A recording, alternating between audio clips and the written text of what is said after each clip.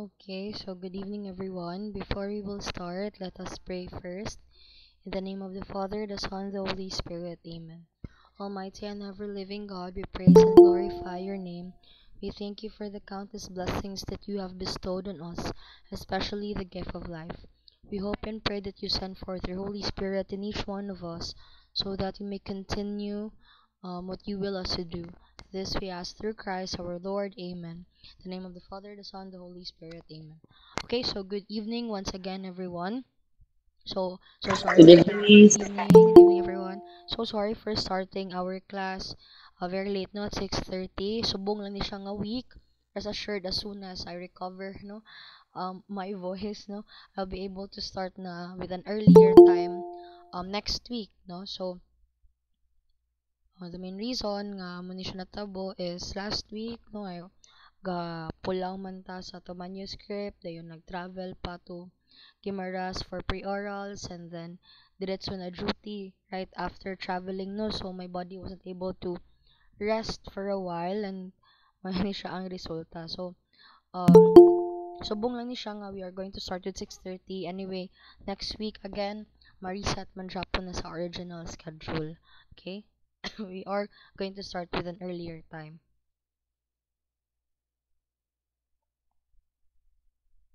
So, okay, let me just.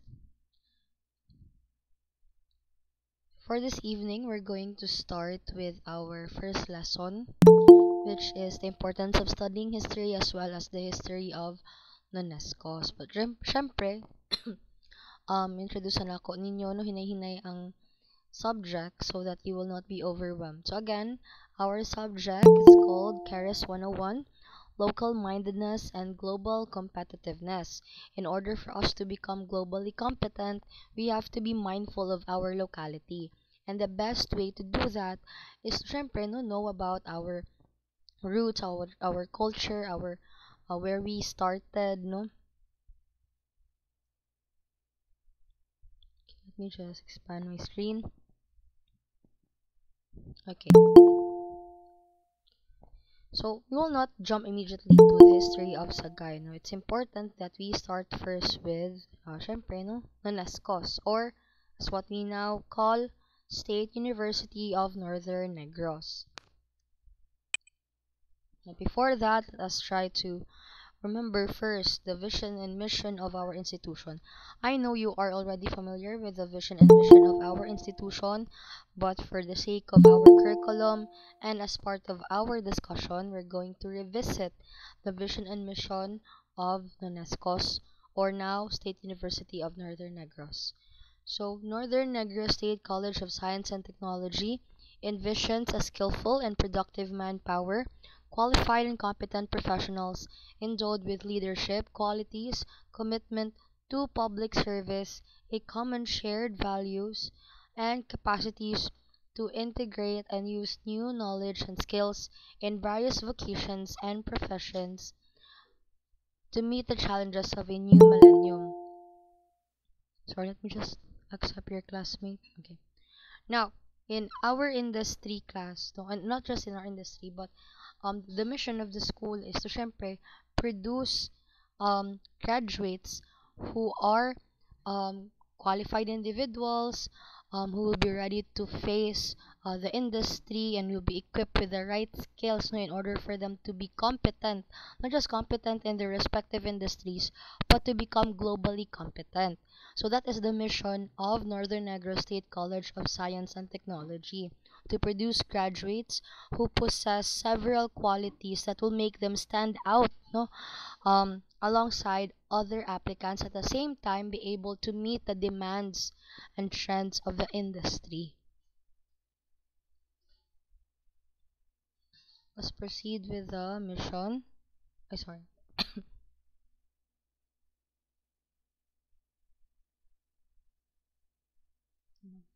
Next is okay.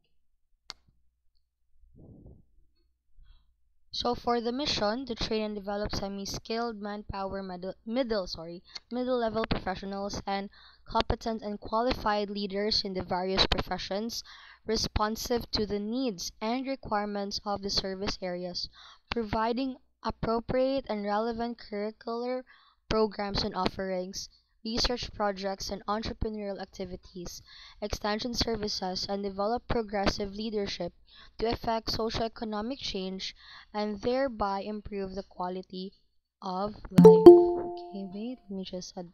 Okay. Now, in here, syempre, we have already discussed just a while ago the mission of the State University of Northern Negros. So, in order to meet that mission, which is to produce quality, no, sorry, to produce graduates who possesses several qualities that will meet the demands of the industry.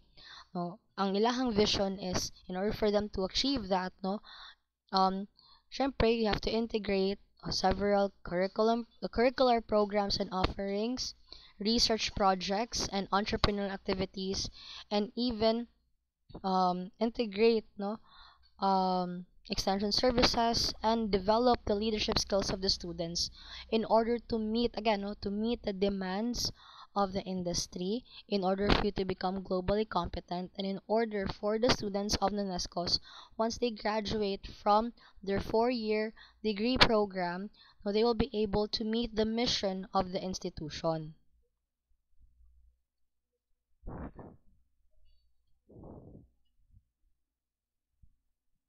Okay, wait. You just So there are several institutional outcomes. So you are not just limited to these five, ha? When we talk about institutional outcomes, so this is just similar to the vision and mission, wherein unsa ang goals sa school, no? Once you graduate in college. So, but again, you're not just limited to these five skills, no? Once you graduate, you'll be able to demonstrate logical thinking, critical judgment, and independent decision making on any confronting situations. Once you graduate, you'll also be able to demonstrate necessary knowledge, skills, and desirable attitudes expected of one's educational level and field of discipline. So, ga-aspire gid si NUNESCOS or si SUN, no? Og um, high quality individuals through also high quality programs that they provide sa mga estudyante. And you'll be able to exhibit necessary knowledge, skills, and desirable attitudes in research. That is basically the trend in education these days. Even in the Commission of Higher Education, not only sa undergraduate or baccalaureate programs, but even in the graduate studies para sa ng master and doctorate, the highest pinnacle or highest pinnacle no redundant the pinnacle rather the pinnacle of the graduate school studies is research. Kay sa karon, no, when we hear about research, murag kapoyon ta, no, or we don't really like it at all. It's too much work, it's boring, or ang uban when they try to do research, it's just for mere compliance. But when you think about it, research improves the quality of life, and it's not just for academic purposes only. You can apply research in any industry, in any field. I think, for example, in business. How would you know if your business is feasible? How would you know if ang imuhang um, negosyo will still be earning money, or will be sustainable, will be kept afloat for so many years nga dili mo malugi, 'di ba? Dili mo go bankrupt. So syempre you would need to have like business research. Okay, not only that, no, in the field of tourism, how would you know if a certain tourism attraction is siya no feasible, or if this certain tourism attraction is a could be like a possible new destination to visit. So syempre na po may mga several research activities nga i-conduct. So mo po na ang gusto i-attain ni NUNESCOS nga once you graduate, you'll be able to possess the necessary knowledge and skills needed for research. Okay, again, research improves the quality of life. So you'll also be able to exhibit proactive and collaborative attributes in diverse fields. And the fifth one is you'll be able to manifest abilities and willingness to work well with others, either in the practice of one's profession or community involvement, without compromising legal and ethical responsibilities and accountabilities. So again, these are just some of the skills that UNESCO is expecting our students to possess once they graduate from the institution. But again, you are not just limited to these five institutional outcomes.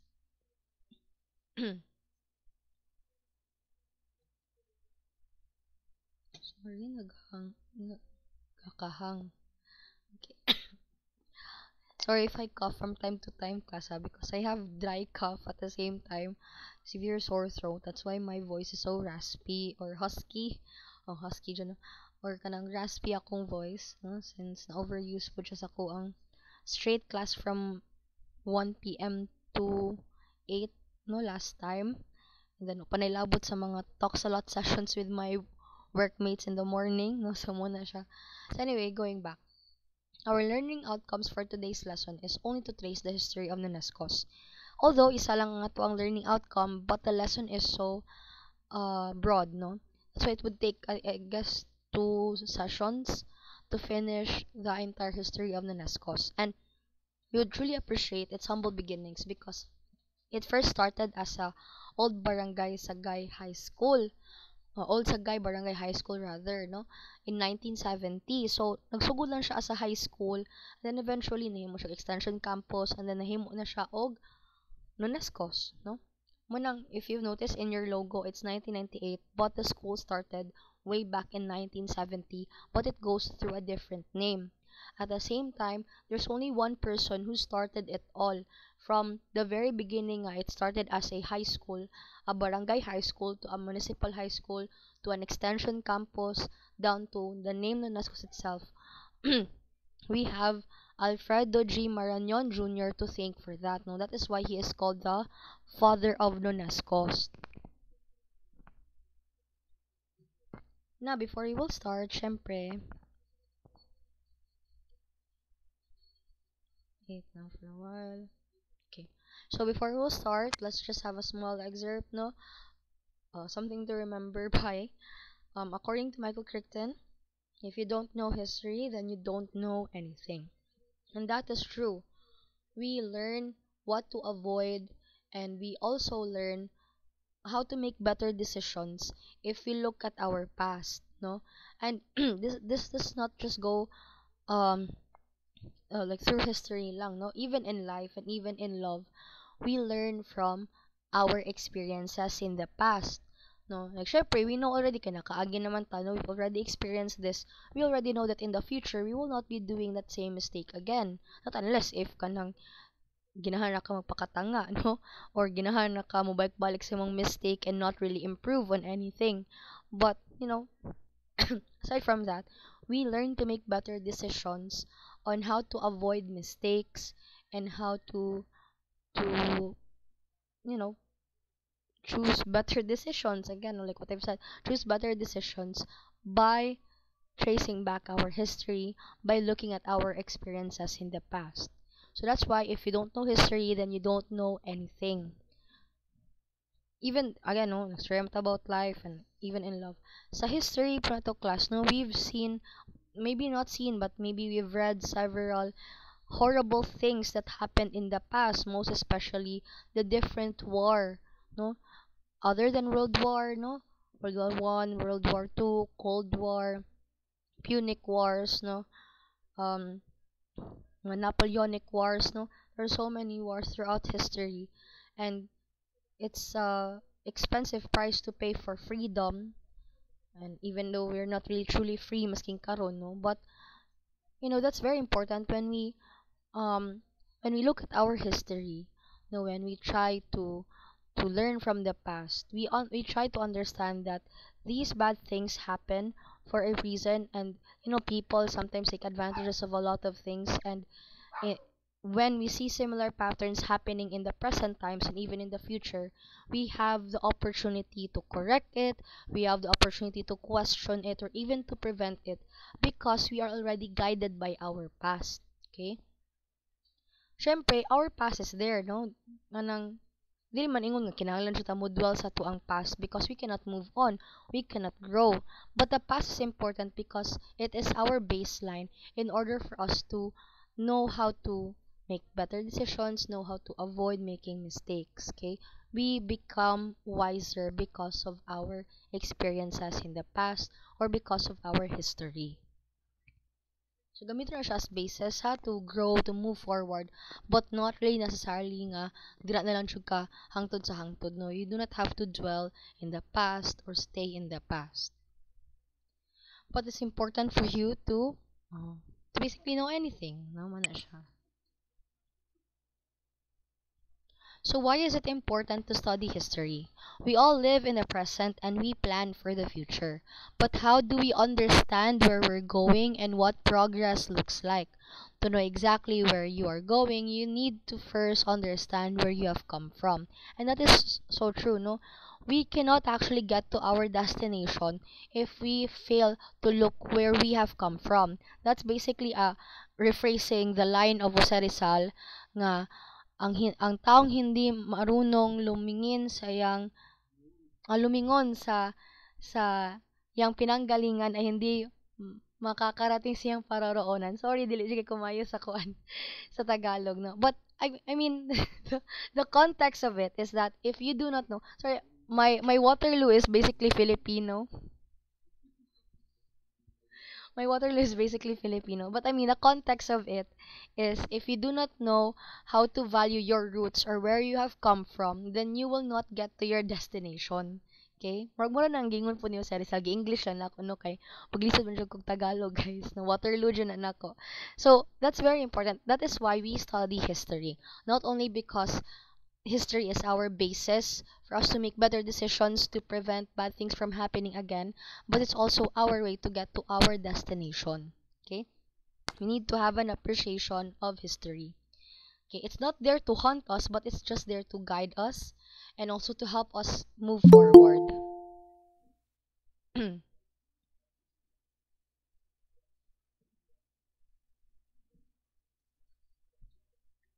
Okay, let us proceed. So, history is one of the most respected and most valuable academic subjects that you will learn.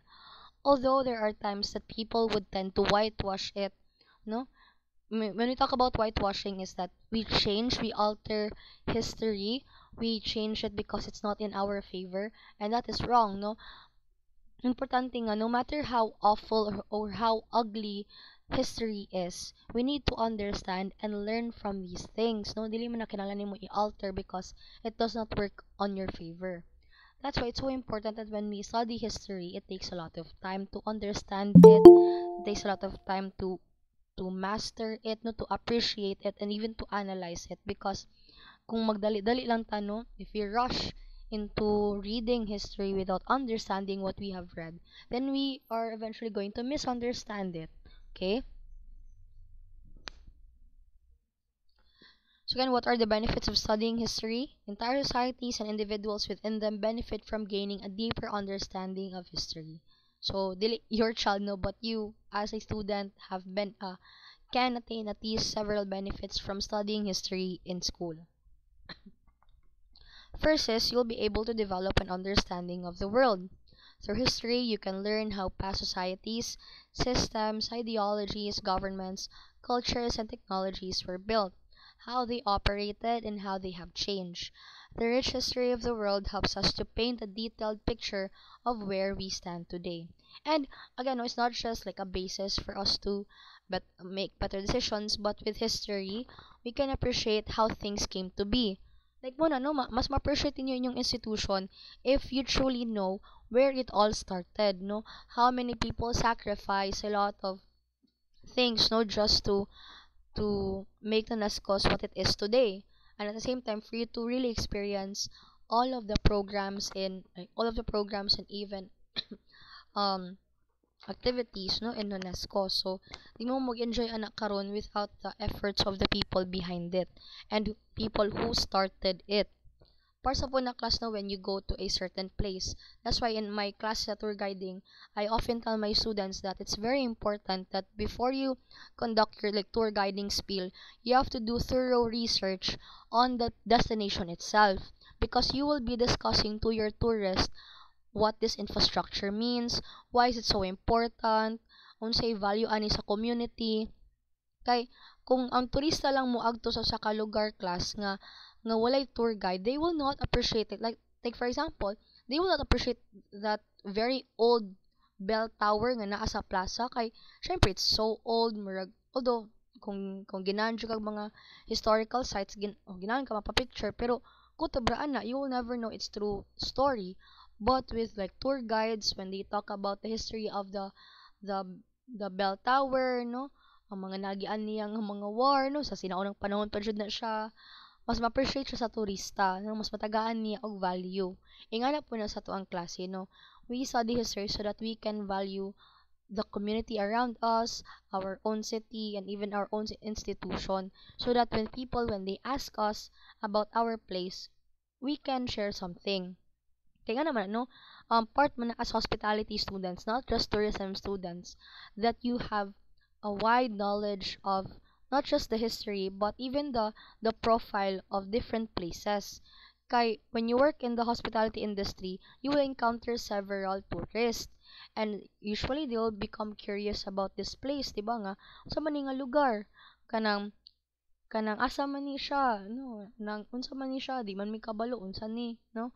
Kano sa man ni nahimog syudad, no, things like that. So ikaw as the ambassador of your city, of your place, as a representative, syempre kay you are like a native to that city or taga dira jud ka, at least you'll be able to um highlight, no, and even showcase the beauty of your city through its stories and rich history and culture. Okay. So, developing your knowledge of history means developing your knowledge of all these different aspects of life. Children can learn about the pillars upon which different civilizations were built, including cultures and people different from their own. All this knowledge makes them more rounded people who are better prepared to learn in all their academic subjects. And it's also an additional kuan pud sa imuha no nga di lang pud na sige libak-libak lang imong mabal-an no kanang nga about sa imong classmate no ito if you can understand libak no but kanang mga gossip ray mabal-an na to update kay tag na yung mga bagong issues sa social media pero it's also important that we also know about history about these things so that we can talk more substantial things other than just the lives of other people. Okay, most especially if you talk with like if you'll reach this age parehas na mo no nya labi nagdapat jud mo sa academe no mo jud na usually jud dili lang live sa uban ang mo ginastoryahan but things like this no history what happened sa una no sometimes in the um I'm not really fond of wasting an hour of my time every morning nga magkape kay sa una I'm really used to just working straight na siya and then klase ko ini kahapon. But when I shared already a faculty room with the rest of our co-teachers, when we have like coffee breaks 9 a.m. in the morning, we talk about not only in the academy, so maabot big mga Roman civilizations, things like that, no, and it's a nice discussion also to bring up kay like kapoy pa nang sige ra mga laing tao ra tong ichika no na mga substantial things but so that also adds to you as a person no? Holistic pud siya nga growth nimo as a person nga not only that you know things in school but other things pa jud nga that is I don't know if it's unconventional but something that is interesting no maybe not to all but to some. But again, depende rin na sa tao ha, kay dili man tanan cup of tea ni siya, no? Naman tay mga group of people nga not really into this, na may uban nga mga tao nga kinahanglan jud lang inang storyahan. It really depends, no? Depende na sa inyong social skills pod ug sa inyong engagement with other people. So anyway, let's proceed to number 2. You'll become a more rounded person like what I've said just a while ago. So history is full of stories, some inspiring and uplifting. Others are chaotic and immoral. So with history, you'll be able to understand and read and even, absorb all of those things that happen in history. There'll be study in times of suffering, there'll be times of joy in history, and the lessons that you can learn from history can be applied to your own life experiences. Also, history encourages a deeper understanding of difference. That is where you'll be able to appreciate that people before um had it uh had difficult times, no, and then there are lessons, the good or bad, no, and the more you appreciate that, we're very blessed to be born in this generation. We weren't able to experience a lot of things that happened in the past, no, people had to do this, people had to suffer doing this and that. hygiene was awful during the olden times, no? When they had to take a CR break, they had to do it with other people as well, no? So yung ano, no, a lot of people died from simple sicknesses nga karon, or illnesses, not sicknesses, illnesses nga karon, na anay antibiotics for that, na anay mga medicines for that, where sa una gamay lang nga flu, people would die from it, no? Gamay lang nga bacterial infection, they would die, 'di ba? You can also appreciate um those things that happened in the past and even learn from it through history. Even pag mold sa culture nga matingala ka nga ngano ang mga tao karon ing ani, because they were shaped uh, by what happened in the past. Okay? Like natukod ang Mascara Festival as a way of, cheering people up from hard times, 'di ba? So mga ingana. Next is understanding identity. So nations are made up of a collection of stories and legends. Our history is our identity as Filipinos, and these stories shape the way we think about our country and our standing within it. History is where we learn about how great institutions are formed and how they've contributed to where we are today. And we can truly appreciate also the sacrifices made by our countrymen in order to attain the freedom that we now enjoy, no? So, po na, we are able to understand our identity, how we came to be, okay? Sacrifices of our countrymen through history. Number 4, you will become inspired. So, those historical stories can also serve to inspire individuals to greatness. History remembers brilliant people and their heroic acts that have changed the shape of nations. Okay? You can get like a huge amount of motivation from learning about the inspirational events that make up where we are today. So you see a lot of people, like one example as an inspiration um to Black Americans and even to Africans, no, ang kanang si Nelson Mandela, no. He was against apartheid, against segregation of the whites and blacks, and he became the first uh, black president in South Africa, no, kay given nga syempre parts of Africa, the continent of Africa were colonized by Europeans, no, whether it may be British or the French. So muna siya nga people like him, no, ginalook up Japan sa mga tao up until this day. Okay? So reading through their life and what they've been through can help you be inspired, no? And looking at these people who did a lot of great things, you'll be inspired also by them.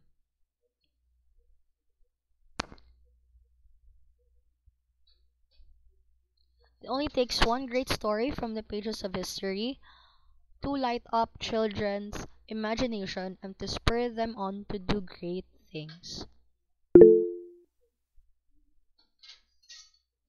Okay, so Miss Kano, I think you're raising your hand. You have a question?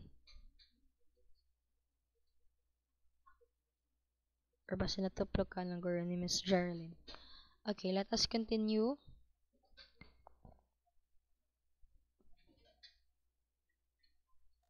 Okay, so number 5 is you'll be able to learn from your mistakes. I've been saying this again and again since kanina pa, nga through history, you'll be able to learn from your mistakes and not to do it again because history provides like a warning sign, no, nga mo natabo sa una. So if you see similar signs nga natabo sa present, it means that you have been warned or kanang hala natabo mo ni sa una, so nakita na ba ko similar pattern sa karon nga time, so we have to do something to prevent it, not to prevent the past from happening again, diba? So according to George Santayana's quote kanina nga, those who cannot remember the past are condemned to repeat it. And that is true. If we fail um to prevent things from happening again, especially bad things from happening again, then we are doomed to repeat it. Like take for example, we already know that there are several um people in authority who have been doing a lot of corruption in the past. Daghan na kayo silang mga issues, daghan na kayo silang mga reklamo, no, against sa mga ang mga people are also against them. But pila lang katuig nilabay, it is as if nakalimot ang mga tao, and we elect the same political uh, authorities again, no? Gi-elect na po nato sila, or gi-elect nato sila back in office. So it means we are doomed to making the same mistakes again by electing this kind of people who will still, no, do corruption sa to ang government, no, who will steal our taxpayers money, no, muna siya. And not just, corruption, and even kanang mga atrocities, or kanang mga inhumane acts against people, if we see that these people have done bad things to hurt other people, nya wala ta natagam ana, nya we allow them to come back to power, no, na tendency nga matabo na siya balik, di ba? So kani siyang quote nga, those who cannot remember the past are condemned or are doomed to repeat it. So it has been the most cited and paraphrased lines in academia, or in the academe, no? Everyone that explains perfectly why everyone should study history. Sorry. The past is filled with warning signs. You must be able to reflect on the events that build up to them, learn from mistakes made, and resist and question if you see similar patterns emerging. Like, take for example, mga ani, um, kanang mga Jewish concentration camps, no? Holocaust, where Jews are being forced into concentration camps. They are left to starve, and sometimes they are tortured. They're left in gas chambers to die. No, all because, no, naman, personal ni Hitler, no, ng mga Nazis who are really against Jews, no, ga discriminate sila against Jews, and it's not just discrimination nga kanang dili tagdon og tarong, but up to the point na they kill them. And there are a lot of people who died during the World War because of people like Hitler, um who is against, no, a certain group of people. And not just that, no, in the past daghan po kay namatay even in the Philippines. Di man ako na ma-mention tanan, but like for example, what happened at the Manila Film Center, wherein a lot of people were buried in concrete, no?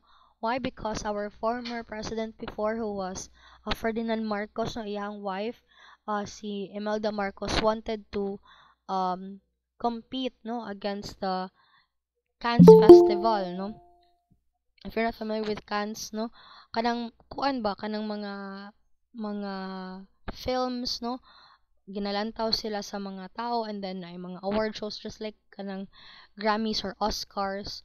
So they do that at a film center. So syempre, no, Imelda being ambitious, no, she wants to also compete with the Cannes Festival. So sa iyaha naghimo siya og Manila Film Center nga ginahan siya within 3 or 6 months, mahuman lang siya, and dili man na siya makaya given that the infrastructure is so big, and we do not know what kind of materials that they have purchased. We were not there when they purchased it, but most probably, either mga subpar lang, or kanang di dyan mga high quality materials gi-purchase and gipadali pa dyan, no, gakraming ang tanan.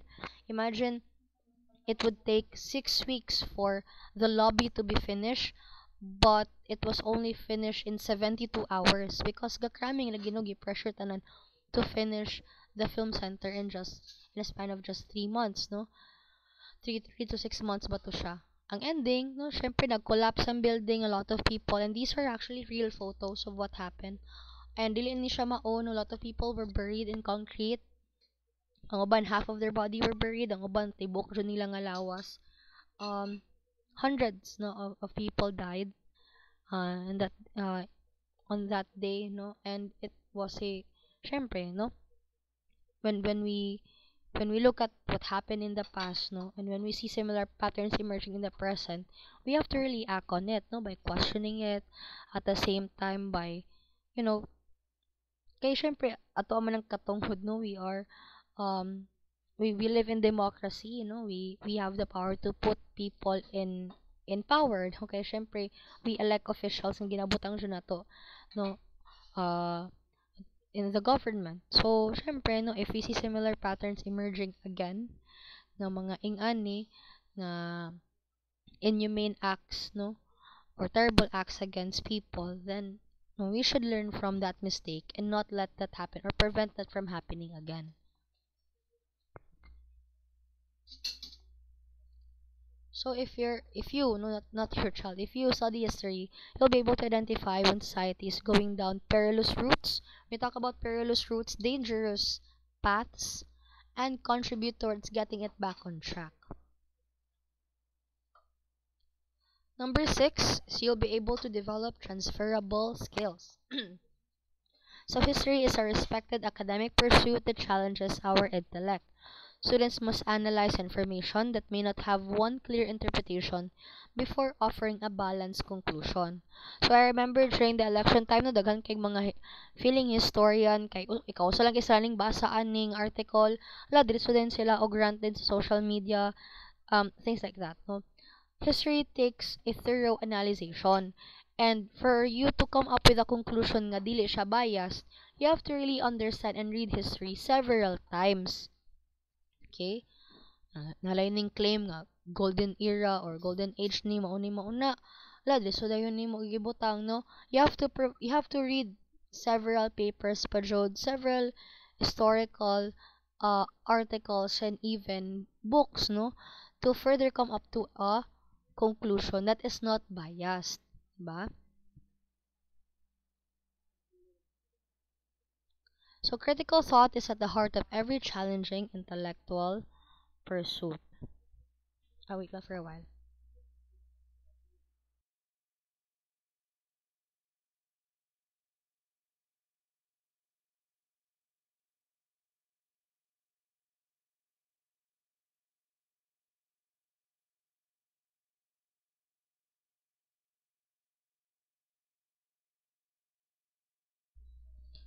Okay. So how do we study history? There are actually like three tips in order for you to study history, but you're not limited to those three lang alone. Okay? So history is not about memorizing a list of facts or dates. So di na siya ingon nga, ka-memorize ko nga, mo ni siya nga time or day nga natabo ni siya. No, no, it requires interpretation and analysis of information around subjects, which often have no right or wrong answers. So, importante man pod class. Sabi na, I remember when I reviewed, when I reviewed for the board exam, may parts sa mga exam nga, we're required to study Asian history, Philippine history, world history. So, dili lang mga dates ang akong gina-memorize. Gina-introduce ako siya, no? I'm trying to understand its full context. And, gina-arrange ako siya in a chronological order so that as if I'm reading a story. Kay, if you read history as if it was like a story, no? The more you'll be able to understand it, no? And to also understand its context. Still, there are plenty of effective methods for studying history. Number one is to connect events together. Muna siya kong mention kanina, no? Kay, especially if you arrange them in a chronological order, you'll be able to understand, ngayon, nagsugod ni siya, dayon nga no, ning lead up to siya to another na pod. Muna siya akong style, karon no, once I will talk about the history of the Nescos, I will start from the very beginning and eventually tell it like a story. Okay, kung ako siyang i-bullet lang, then ako na po siyang basahon, no? Kung i-bullet form na ko siya niya, basahon na ko siya, dili siya ninyo na siya maintindihan, no? Dapat um, naka story, kuan siya, naka arrange siya just like a story so that you know that okay, mo ni siyang natabo tungod ani, no? And then what comes next is mao na dayon ni as a result of something that happened in the past. Okay? History is shaped by a list of chronological events. When studying seismic shifts in a culture or country, it is important that you know what key events contributed to this and why they were so important. It can lead to a daunting list of times, dates, and people to learn.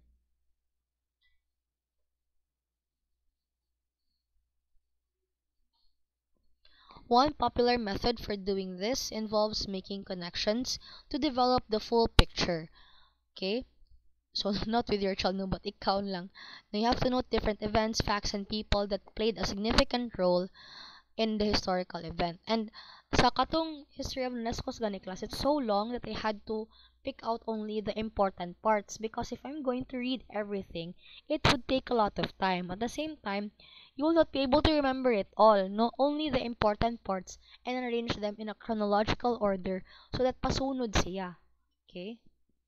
Mga katalog story good para sa nang di man ka kung storya gani ka og kanang story siya sa imong classmate di man ka maingon nga muna to siya day mo ni ang natabo mo na nagbulag sila no dili man ay nga na di ba magsugod jud ka sa sinugdanan okay muna siya day una kay na may nabashan ng girl mo ni mauna dayon ang guy mo ni mauna then eventually nag-lead into away pag mag-away kay nag-confrontation pud sila samot no and then mo na to siya nagbulag din sila o dili na siya pasunod di ba dili kay mo ambak dayon ka sa conclusion or at the end.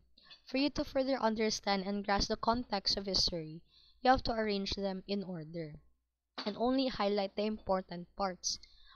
Like sige mo story ka mingon pud ka nimo to day nagkaon pud sila ani, nagto pud sila mo kay na sila gipalit. So dili na no, di man to siya important.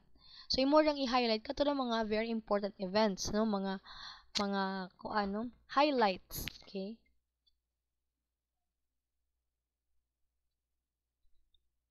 Number two, display key information. Sumasugin no key, important, significant events. Katura pong relevant, no? Makaigon ka hala, mo ni siya ang highlight kay mo ni siya ang mga exciting part sa story or no or sa history. So with so much to learn, it is important that you're able to focus in on the most valuable information and retain it for the exam. Okay? Remember nga, pag 1970, Old Sagay Barangay High School, then 1978, nimo siya Municipal High School, then mo ni mauna, dayon mga pila na katuig, nag-offer din sila og kanang masteral program sa 1994, dayon pag 1998, nahimo na siya og NUNESCOS.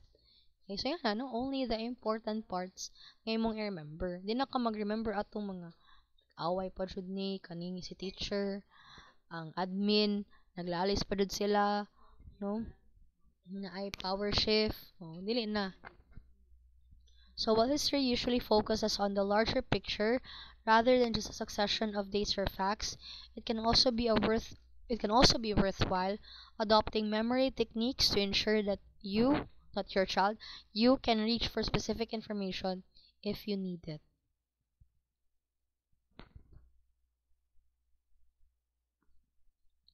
Next is soak up books and films. So history is packed with incredible real life stories, many of which are told for a new generation in the form of novels and films. So sa ako, in my case, so I also remember things clearly if I watch movies, no, if I watch films, and that is true, no. I remember um not only that I read articles online about history, but I also watch YouTube clips like na may mga like persona oversimplified, no? Nga na. When you feel that it's too much to read an entire article, you can watch clips, but you have to really make sure that the clips that you are also watching online are also from credible sources. Can kay people can make anything these days, no? They can even alter information and feed it to you. Muna tabo sa TikTok, 'di ba? Nga ang uban kay they're used to TikTok because it's easy to consume because the media that displayed there are only in shorter ko ano like mga shorter videos like tag 1 minute lang or tag 2 minutes. So mo na nay uban nga magihimo lag storya no tuhan na pud sa uban kay bigdaghan og likes. So mo na siya nga it's okay to watch videos or films about history, but you have to make sure that it is thoroughly researched and it comes from credible sources. So, muna, I only trust like oversimplified, um, sorry, oversimplified crash course, TED Ed, no? TED Talk is different than TED Ed. TED Ed are shorter videos, but they are educational. So those FB pages are ano siya, no? From credible sources yun siya. nag-conduct sila thorough research about it.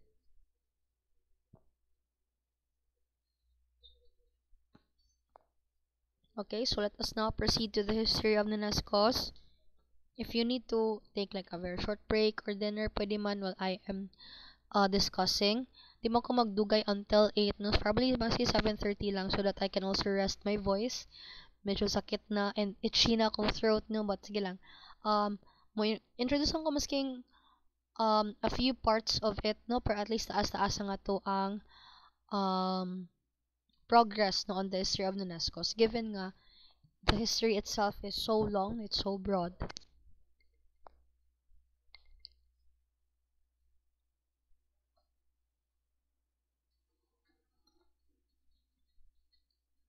Okay, so let us proceed.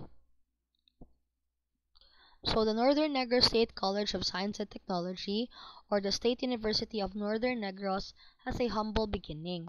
What now stands as the only state college in Northern Negros and the only science and technology state college in the province of Negros Occidental was once the old Sagay Barangay High School, or OSBHS, that started to operate in 1970. So, kung ingon 1970 siya nag-start. And from its very beginning, nga, Old Sagay Barangay High School, si then Municipal Mayor Alfredo G. Marañon Jr., who turned into an assemblyman and then later became became municipal mayor, then assemblyman, then later became the uh, provincial governor, no, of Negros Occidental.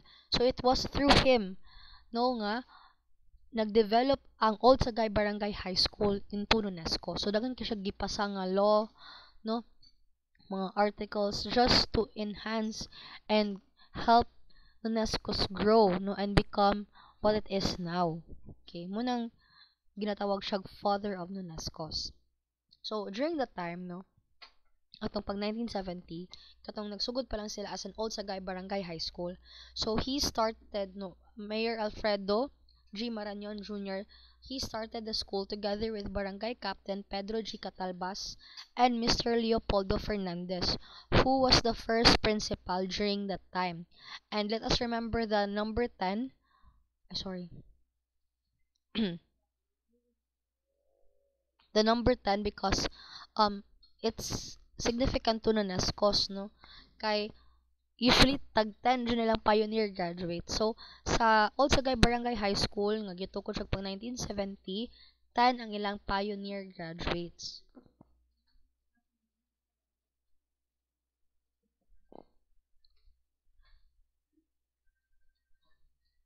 In 1978, Old Sagay Barangay High School was converted into a municipal high school with Mrs. Priscilla L. Amar as the head designate. So, 8 years later, nahimo siyag municipal high school.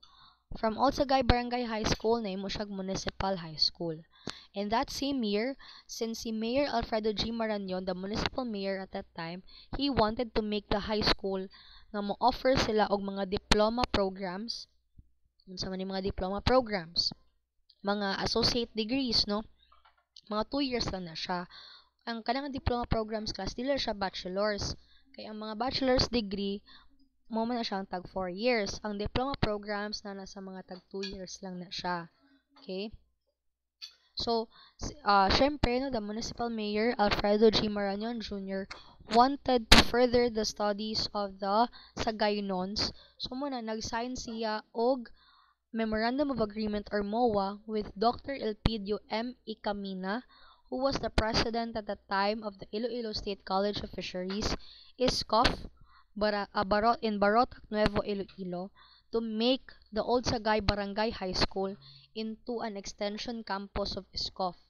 Mayingon kitag extension campus, mura siyag branch ba, no? Parehas anang sinunesco sabi, no? Makig-sign siya og MOA with our city mayor, no?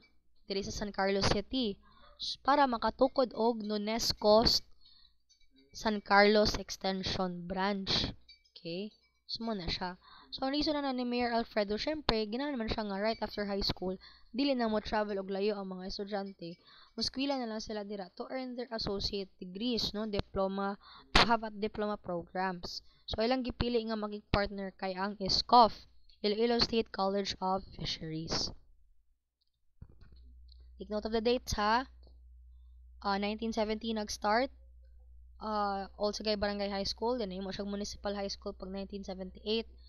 And then during that same year as well, 1978, nahimo siya, nag-sign sila og Memorandum of Agreement to make the Barangay High School or the Municipal High School into a extension branch or extension campus of ISCOF. ISCOF na kay taas kay isulti ang Iloilo State College of Fisheries. Okay, so 5 years later, with the passage of the BP 359 on March 3, 1983, which was authored and sponsored by then Assemblyman. So, after 5 years, so, ang municipal mayor nga si Alfredo Marañon, nahimo siya og assemblyman. So, gi-convert niya ang municipal high school into the Iloilo State College of Fisheries Sagay Branch with Professor Pipito B. Bedia as its first designated officer in charge. And then later on, no, after 2 years, nag-offer sila og technical course in fisheries and diploma in fishery technology. And like what I've said kanina, diba, the number 10 is so important to NUNESCOS because kung pulo kabuok ang mga pioneer graduates sa Old Sagay Barangay High School atong pag 1970, naapoy 10 pioneering students who took their classes in the new ISCOF Sagay branch. Okay? 4 years later, under the officership of Mr. Artemio Violeta, bachelor degrees, no, or baccalaureate courses were offered, such as Bachelor of Science in Secondary Education, major in Biology and General Science, and Bachelor of Science in Fisheries, major in Aquaculture. So, mo na siya class, no, bachelor's degree were offered na after 4 years. So, una, diploma programs lang siya, kay associate degrees lang, no, 2 years lang siya.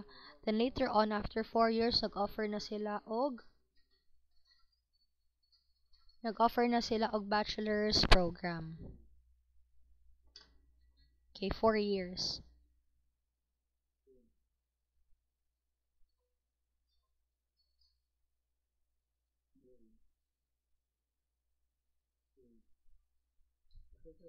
So after a year after, no, additional major fields of specialization, so nadungagan ang mga major ships sa Bachelor of Science in Fisheries. Nadungagan siya og fish processing na specialization, marine fisheries, and coastal resource management. So sa man mga specializations class. These are major ships. Sorry, let me just drink water kadali.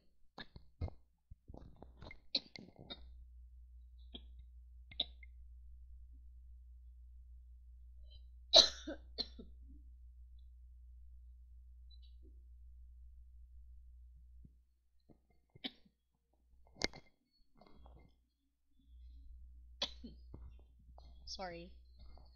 Kung siya di ko kalahutay og 8, no, kayo magsakit tayo na akong throat.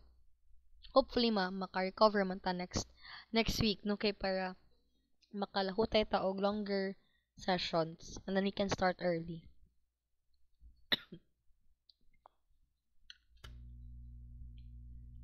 Okay, wait lang gid.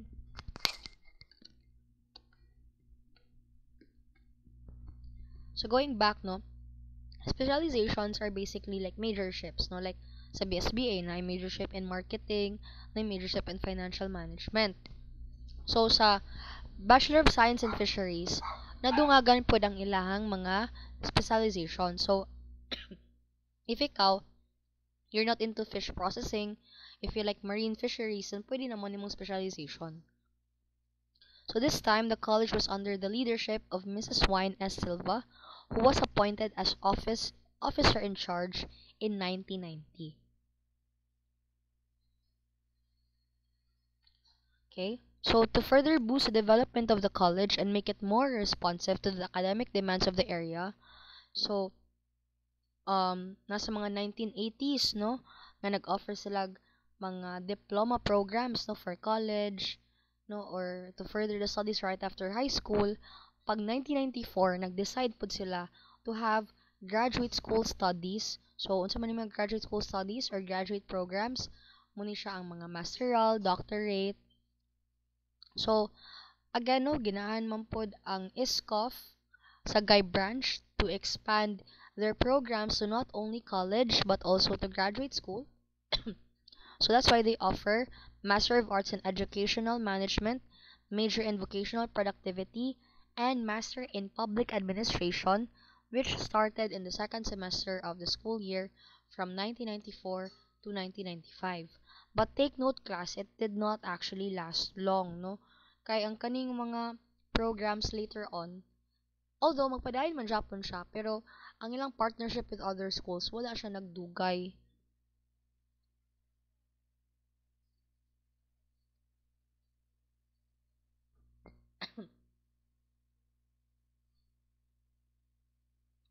I'm sorry.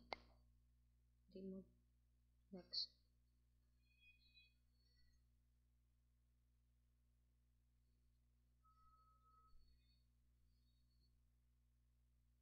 Wait lang ha. Okay. So, kaning graduate school programs gi offered pag 1994 to 1995 class. These were actually a consortium program. So, what do you mean by consortium program? Ang consortium program is nakig-partner si ESCOF or Iloilo State College of Fisheries sa Guy branch sa Aklan State College of Agriculture or ASCA.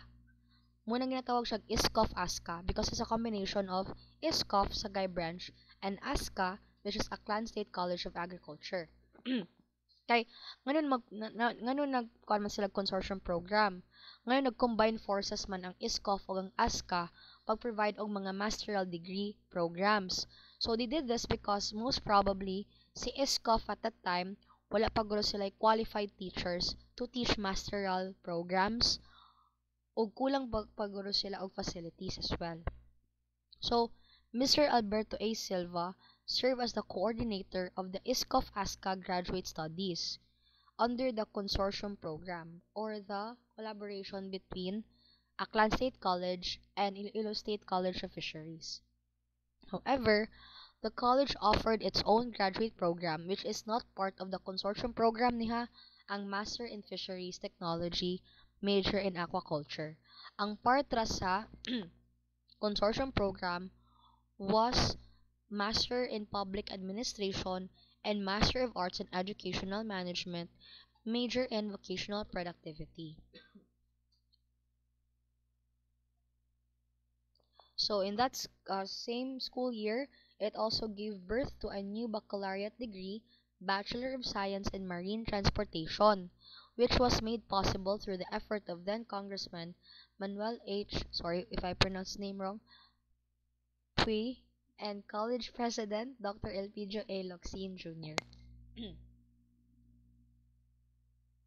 So like what I've said, wala man naglast ang ISCOF-ASCA Graduate Studies Consortium Program kaya na-terminate siya pag 1996. So remember, it started pag 1994, na-terminate siya sa 1996, but continued by the college as one of its program. So although nagpahawa na si ASCA, Aklan State College of Agriculture, pero gi-continue siya po ni ISCOF sa Guy branch ang graduate studies, no, graduate program. 2 years later, a postgraduate program, Doctor in Rural Development with different fields of specialization, was offered. So, muna na siya, in 1998, it is a special mark, no, of our institution. So, syempre, exactly January 9, 1998, yun nahimo, no, na-convert ang Iloilo State College of Fisheries sa Guy branch into Northern Negros State College of Science and Technology. Okay? Through what Republic Act? Through Republic Act 8448. Okay.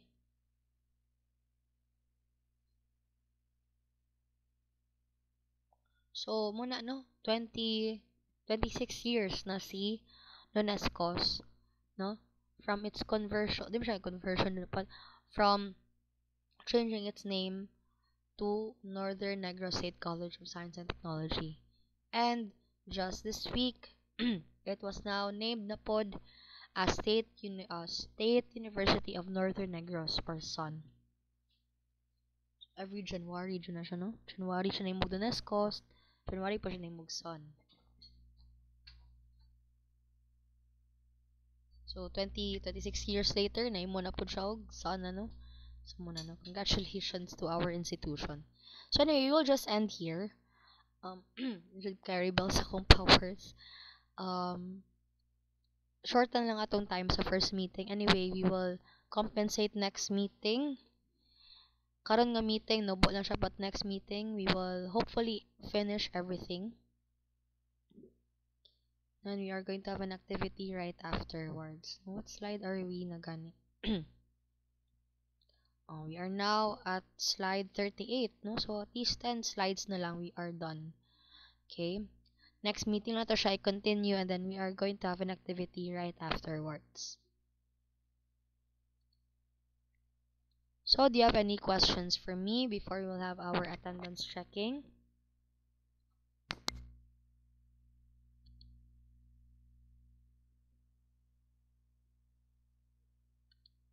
Okay, if none, then we are going to proceed with our attendance checking, everyone. Once you are present, kindly click the raise hand button or you may unmute your microphone if dili mo ka-click sa raise hand button and then say present. Okay?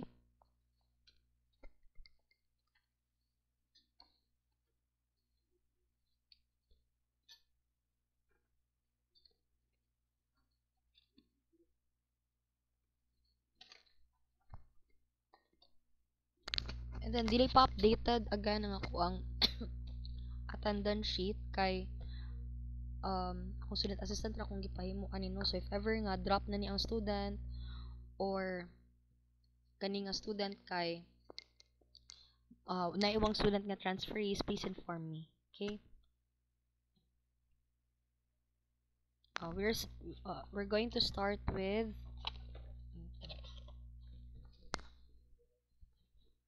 Almonia Joshua.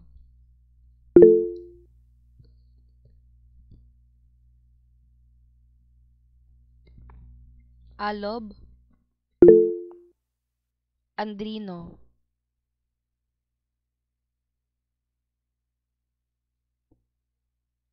Apelacio. One ina na siya, miss. Okay. Thank you. 1A na lang siya, no? Thank you. Argoncillo. Ikaw po nag-miss. Okay. What is your basis if the student will transfer to another section? What is usually the basis? Grades? Na Ang pagpa-enroll miss na lead ulahi sila. sila. Okay, I see. Okay. Sige, thank you. So, si Apelacio and si Argoncillo is in 1E. Echo na sila Si, tanan. pagin, miss? Si Barcelona. Okay. Thank you. So, Aresgar.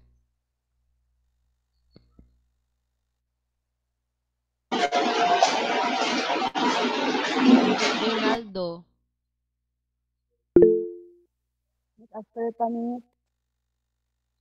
Richard Barcon. One isab na, miss. Okay. Berdin Chris.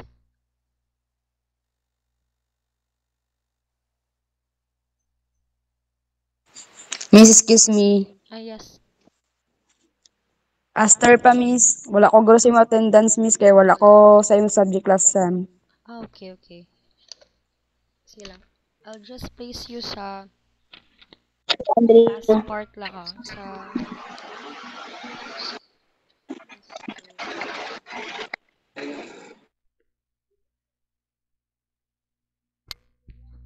Okay, I'll just place you sa last part of my attendance form since naka-encode man gud ni siya sa ako ang student assistant pa gi-print ra niya. So ako lang ibutang but I will call your name ma'am pod no for next meeting. Thank you Miss Daisy. So you are present na for today. Okay, miss. Thank you, miss.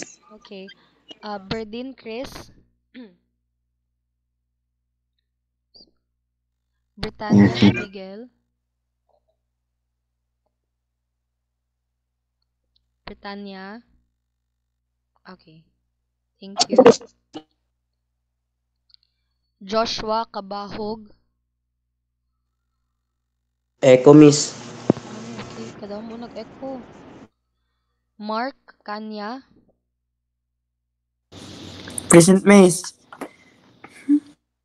Canyares.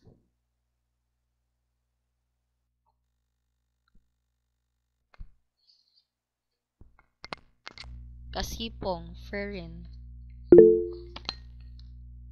Castro.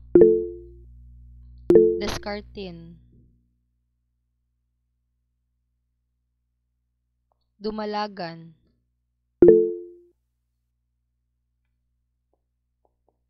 Jayfe. Francisco. Gail. Garcia.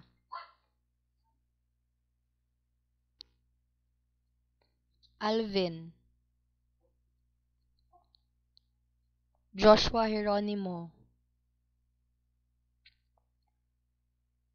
Fredelyn Gigante. Libertad. Juliana.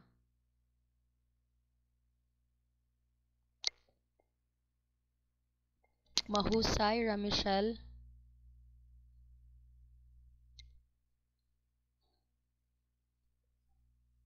Mahusay. Mondihar Patricia. One ina, miss. Ay, okay. Nakadamo ninyo sa 1E. Sige lang. Mes, excuse yan, mes. Driada, pag mes, kay 1C, kuligad, mes. Ay, okay, wait. Sige, sulat ko na lang sa new nga ano ha. Oo. Sige, thank you din, mes. Ruben.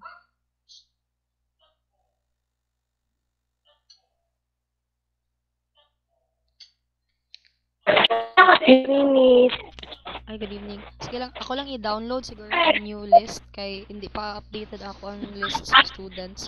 From last time pa ni siya eh. Cyrus. One E, miss. Olive Glaza. Stephanie Panaga.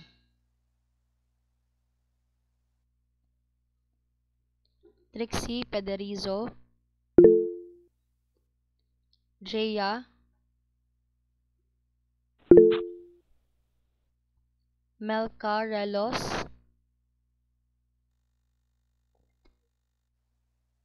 Ishi Reyes. Rodriguez Roderick. Saligan. Sayon. One E, miss. Okay. My apologies everyone. I-update ko lang ni kay Miss Lazala para hindi na tamo ang mistakes sa pag-call sa attendance next week. Dana.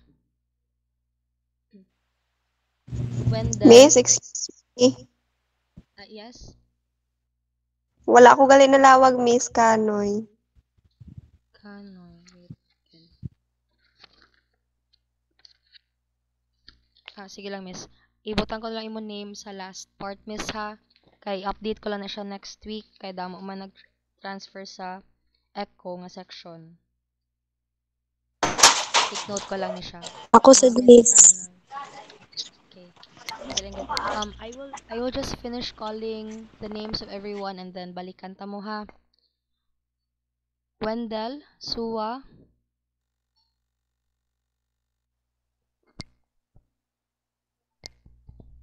Nelson,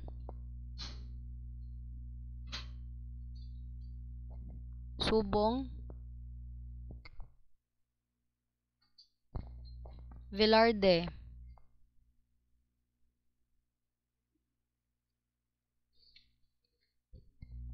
Villacampa,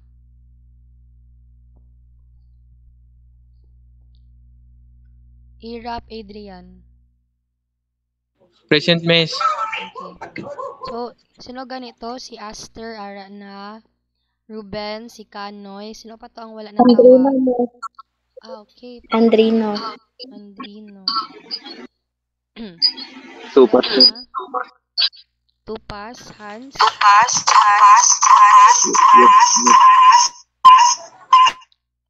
sino pa? Angelo, Miss.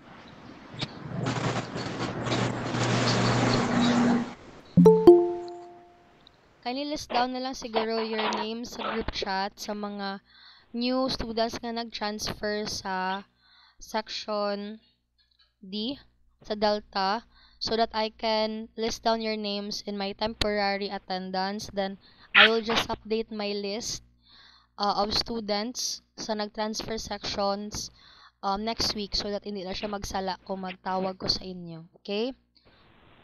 Okay, para to avoid man nga wrong ang spelling sa inyong names, just kindly list it down in our group chat. Everyone has, so to those who just transferred in section Delta. Okay?